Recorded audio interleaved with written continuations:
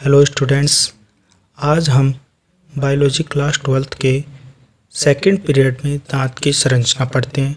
पिछले पीरियड में हमने मनुष्य के आहार नाल का मुख व मुख गुहा पढ़ी थी। मुख गुहा में हमने तालु दो प्रकार के, कठोर तालु, कोमल तालु, जीभ पढ़ ली थी। आज पढ़ते हैं हम मुख गुहा में जबड़े पर दांत पाए जाते हैं। दांत जो है उनकी उत्पत्ति एक्टोडर्म व मेसोडर्म से होती है। दांत दोनों जबड़ों में पाए जाते हैं, ऊपरी जबड़ा व निचला जबड़ा। दांत जो जबड़े की गर्तिका अर्थात गड्ढे में स्थित होते हैं, इसलिए इसे गर्तदंती कहा जाता है। मनुष्य के दांतों को गर्तदंती क्यों कहते हैं? क्योंकि ये गर्तिकाओं में स्थित होते हैं, इसलिए इसे गर्तदंती कहा जाता है। मनुष्य के जीवन में दांत 2 बार आते हैं, इसलिए इसे द्विबार दंती कहा जाता है। एक बार अस्थायी दांत आते हैं तो दूसरी बार स्थायी दांत आते हैं। अस्थायी दांत मिल्क टीथ, वे दांत जिनका समय कुछ वर्षों का होता है अस्थायी दांत कहलाते हैं। बच्चे में इनकी संख्या 20 होती है। दूसरा आता है स्थायी दांत, परमानेंट टीथ। ये दांत जीवन में एक ही बार आते हैं, जिनका आकार एक समान नहीं होता है। मनुष्य में स्थायी दांतों की संख्या 32 होती है। मनुष्य विषम दंती होता है, दांत जिसमें 4 प्रकार के दांत पाए जाते हैं। अर्थात विषम दंती क्यों? क्योंकि इसमें अलग अलग प्रकार के 4 प्रकार के दांत पाए जाते हैं। पहला आता है अपना कृंतक या इंसिजर। ये संख्या में 8 होते हैं जो भोजन को काटने का कार्य करते हैं। दूसरा आता है रत्नक कैनाइन। ये संख्या में 4 होते हैं जो नुकीले होते हैं। ये भोजन को काटने, चीरने व फाड़ने का कार्य करते हैं।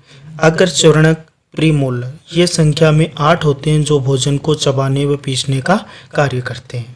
चौरणक मोलर, ये संख्या में 12 होते हैं जो भोजन को चबाने का कार्य करते हैं। नोट है, मनुष्य में तीसरा मोलर दांत सबसे बाद में निकलता है, जो 18 से 24 वर्ष की उम्र में निकलता है, जिसे अक्कल दाढ़ कहा जाता है।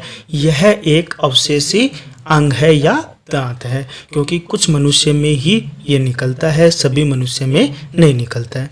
अब आता है अपना टॉपिक डेंटल फॉर्मूला या दंत सूत्र। प्रत्येक जबड़े में 2 अर्धांश पाए जाते हैं, दायां अर्धांश और बायां अर्धांश, जिसमें दांतों की संख्या समान होती है। दांतों की संख्या को 2 से गुणा करने पर दांतों की कुल संख्या प्राप्त होती है।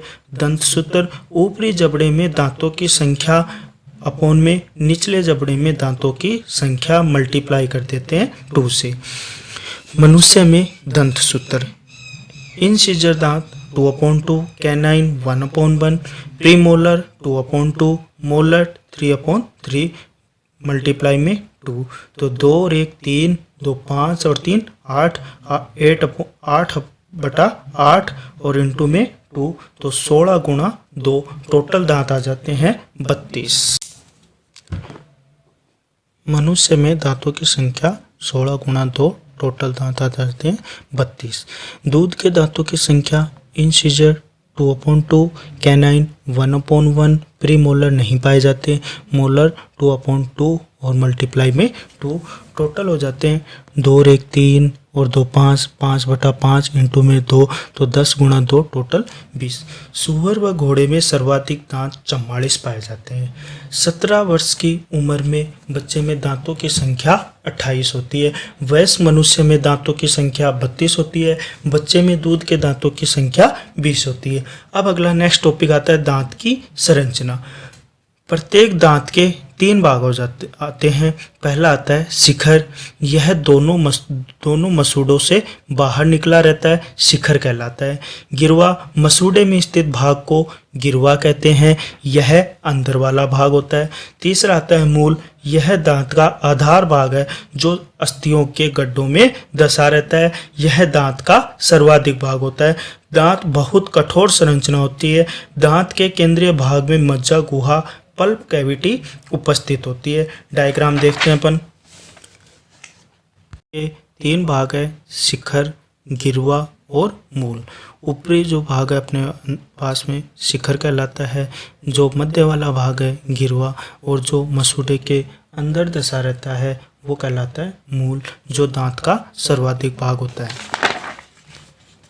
मज्जा गुहा में एक संयोजी ऊतक द्वारा निर्मित एक तरल भरा होता है, जिसे पल्प कहते हैं। दांत का ऊपरी भाग सफ़ेद चमकदार भाग से बना होता है जिसे दंत पल्वक या इनेमल कहते हैं। यह इनेमल सबसे कठोर पदार्थ होता है जिसका निर्माण एमिलोब्लास्ट कोशिकाओं द्वारा होता है। यह इनेमल जो है वो सबसे हार्ड पदार्थ है जो फ्लोरीन एक पीले रंग के पदार्थ से बना होता है। इनेमल जो है यह इनेमल 90 से 95% कैल्शियम सल्फेट व कैल्शियम कार्बोनेट, कैल्शियम फॉस्फेट का बना होता है जिसका निर्माण एक्टोडर्म से होता है। दांत को बनाने वाला मुख्य पदार्थ डेंटिन होता है जिसमें सूक्ष्म नलिकाएं पाई जाती हैं। इन सूक्ष्म नलिकाओं के द्वारा ही दांत को पोषण प्राप्त होता है। दांत अंदर से खोखला होता है। दांत का मूल भाग सीमेंट से ढका होता है। दांत जो है अपन ने पढ़ा, दांत के 3 भाग है, शिखर, गिरवा और मूल। तो इनके अंदर सबसे मेन चीज़ है अपने पास में दांत में 3 पदार्थ हैं, एक इनेमल है, डेंटिन है और एक सीमेंट है। एक नोट आता है, दांत की आंतरिक सतह पर ओडोंटोब्लास्ट आवरण पाया जाता है जो ओडोंटोब्लास्ट कोशिकाओं से बना होता है। ओडोंटोब्लास्ट कोशिकाओं में रक्तवाहिनियां, तंत्रिका तंतु व संयोजी ऊतक पाए जाते हैं जिसके कारण दांत वृद्धि करते हैं। एक निश्चित आयु के बाद ओडोंटोब्लास्ट कोशिकाएं निष्क्रिय हो जाती है जिससे दांत की वृद्धि रुक जाती है। इसके आधे भाग में एक छिद्र होता है जिससे दांत को पोषण प्राप्त होता रहता है। दांत जो है अपने पास में दांत जो है उसके शिखर जो भाग है उसमें इनेमल है, डेंटिन है। दांत जो है इसके अंदर अस्थियों के गर्त में स्थित होते हैं। अस्थियों के पास में मसूड़ा जो है वहाँ अस्थियाँ पाई जाती है। इसके मध्य भाग में पल्प गुहा पाई जाती है जिसमें एक तरल पदार्थ पल्प भरा होता है। जिसके अंतिम भाग में एक छिद्र होता है, मूलरंध्र कहा जाता है। इसमें नुकीले प्रवर्ध निकले रहते हैं जिसके अंदर ओडोंटोब्लास्ट कोशिकाएं पाई जाती है। इन ओडोंटोब्लास्ट कोशिकाओं के कारण ही दांत जो है वृद्धि करते रहते हैं। डेंटिन जो भाग है इनेमल व पल्प गुहा के मध्य में पाया जाता है।